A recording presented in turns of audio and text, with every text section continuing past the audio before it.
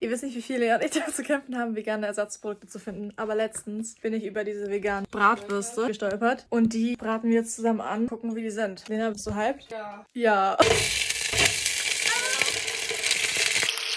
Ich hab sie schön krass angebraten. Lena, bist du bereit?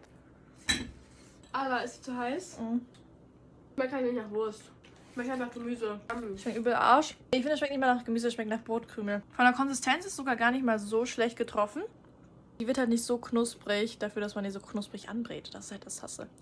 Also relativ weich. Und dafür halt sehr viel Geld geben. Die haben so 6 Euro gekostet. Aber alle, Ne? die hätten das vielleicht besser irgendwie. Sollten wir es mit etwas anderem essen. Tja, das hätten wir uns mal vorher überlegen sollen. Die Wurst wird auf jeden Fall nicht nochmal gekauft. Ketchup schmeckt man sie gar nicht. Geil.